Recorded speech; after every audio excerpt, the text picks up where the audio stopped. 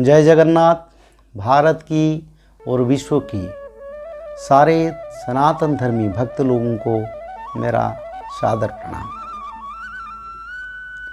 आज भारत में और विश्व में मनुष्य समाज में एक ही बात आ रहा है, जैसे कि भगवान कल्कि का अवतार हुआ या नहीं हुआ, कहाँ होगा, कब होगा, इसके बारे में बहुत सारे स्थान में इसका विचार हो रहा है। ये बहुत अच्छा पवित्र बात है, क्योंकि जब भगवान आते हैं उससे पहले उनकी भक्त लोग उनके बारे में विचार रखते हैं, आपस में सत्संग करते हैं और लोगों में जागरूकता आता है, भक्त लोगों में परिवर्तन आता है। तो आज सारा विश्व में कल्कि भगवान के बारे में बहुत सारे समाज में ऐसे जागरूकता देखना पड़ता है। ये बहुत अच्छा है। धर्म संस्थापना से पहले जब प्रभु आते हैं ना, तब ऐसा स्थिति आता है। आज सारा विश्व में अगर कल्कि नहीं आएंगे तो इतना विचार क्यों रुक रहा है? तो इसका मतलब है ये भगवान कल्कि का अवतार ये धरती पर हो चुका है। पर बात यही है, हम सनातन धर्म को अनुसरण करते करते और सनातन धर्म में जो भगवान की परम सखा पंच सखा, हर युग में पंच सखा आते हैं, सिर्फ कलयुग में नहीं है। जो पंच सखा है वो चारों युग में भगवान के साथ थे और इस युग में भी भगवान के साथ थे और रहेंगे, और धर्म संस्थापना के लिए भक्त लोगों को एकत्रीकरण करने के लिए वो काम करेंगे।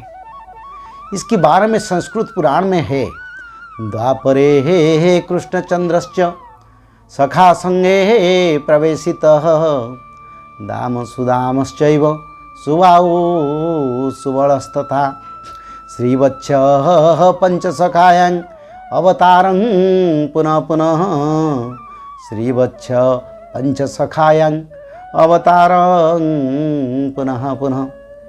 यानी संस्कृत पुराण में, संस्कृत शास्त्र में ये लिखा है, द्वापरे कृष्णश्चंद्रश्च सखा संगे प्रवेशित। यानी भगवान जो द्वापर युग में मथुरा में जन्म लिए थे प्रभु ने, तो उसी जगह पर प्रभु पंचसखा के साथ आए थे। और कौन कौन पंचसखा द्वापर युग में थे?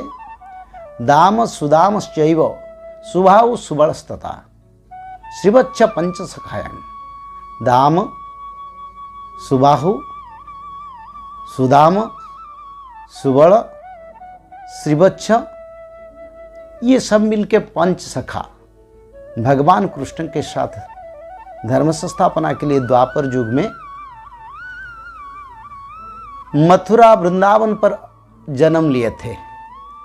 तो इसमें जो संस्कृत शास्त्र में ये लिखा है, श्रीवत्स पंचसखायं अवतार पुनः पुनः, यानी ये पंचसखा जो है, भगवान का जो पंच अंश है, वो बार बार धरती पर धर्म संस्थापना के लिए अवतार लेते हैं। तो प्रश्न है ये, जिस मालिका को हम बोल रहे हैं, वही मालिका में जो पंचसखा मालिका को लिखा है, सिर्फ महापुरुष अच्युतानंद मालिका को नहीं लिखे हैं, उसका साथ और भी 4 सखा भगवान श्री कृष्ण के पंच सखा जो मालिका को लिखे हैं।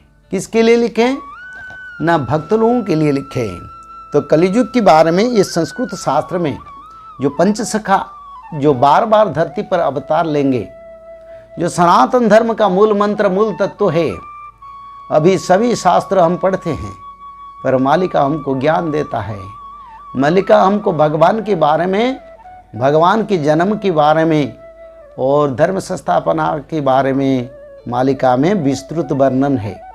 करीब 1,85,000 ग्रंथ में मालिका में भविष्य, वर्तमान और क्या होने वाला, क्या नहीं होने वाला, सारा विश्व में कैसे सनातन धर्म प्रतिष्ठा होगा, कैसे भगवान कल के अवतार लेंगे, इसके बारे में मालिका में लिखा है। तो संस्कृत शास्त्र में फिर लिखा है, कलो रूपधरं पंचसखा संगे प्रवेशितः अनंत अच्युतश्चैव बलरामकं जगन्नाथ। जगन्नाथ पंचसखा अवतारं पुनः पुनः, यानी कड़ों रूप धरंग, जब भगवान कल की रूप धरेंगे तब पंचसखा उससे पहले आएंगे। पंचसखा संगे प्रवेशित, तो प्रभु कल के अवतार आने से पहले जब भगवान की अनन्य अवतार गौरांग महाप्रभु ने धरती पर अवतार लिया था, उसी समय वही पंचसखा उनके साथ धर्म संस्थापना में के लिए काम किया था। गौड़ीय परंपरा और वैष्णव धर्म, प्रेम धर्म को सारा विश्व में प्रचार करने के लिए काम कार्य किया और चैतन्य महाप्रभु का साथ समय बिताया। तो इसके बारे में संस्कृत शास्त्र में ये लिखा है, कड़ो रूप धरंग पंचसखा संगे प्रदर्शित, यानी प्रभु जब नदिया नवद्वीप में जन्म लिए भगवान चैतन्य के अवतार के रूप में, उसी समय पंचसखा श्री क्षेत्र में उनके साथ, जगन्नाथ क्षेत्र में उनके साथ उन लोगों का मिलन हुआ और बहुत समय बिताया। और उसमें कौन कौन पंचसखा थे, इसके बारे में जो पुराण में लिखा है संस्कृत शास्त्र में, कौन कौन पंचसखा, अनंत अच्युतश्चैव बलरामकं, यानी महापुरुष शिशु अनंत, महापुरुष अच्युतानंद, महापुरुष बलरामदास, जगन्नाथ पंचसखा अवतारं पुनः पुनः, यानी ये अच्युत अनंत जशवंत जगन्नाथ बलरामदास महापुरुष अच्युतानंद, ये पंचसखा धरती पर अवतार क्यों लिए, ना धर्म संस्थापना के लिए लिए।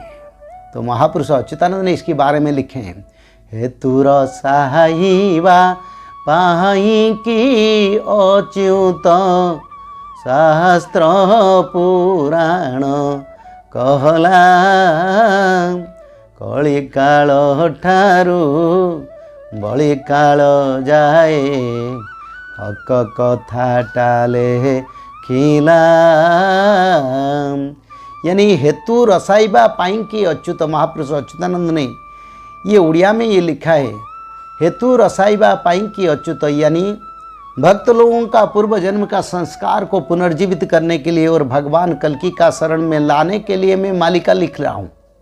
मेरे मालिका लिखने का यही मकसद है, जो भक्त लोग माया में है, जो भक्त लोग भगवान के अति पवित्र कर्म करते करते अभी मति भ्रम में है, उन्हीं लोगों को संस्कार दिलाना, उन लोगों को पूर्व संस्कार, पूर्व संस्कृति एवं पूर्व वासना और पूर्व जो धर्म और पूर्व जो कृष्ण भक्ति का जो चेतना था उसको जागरूक करना।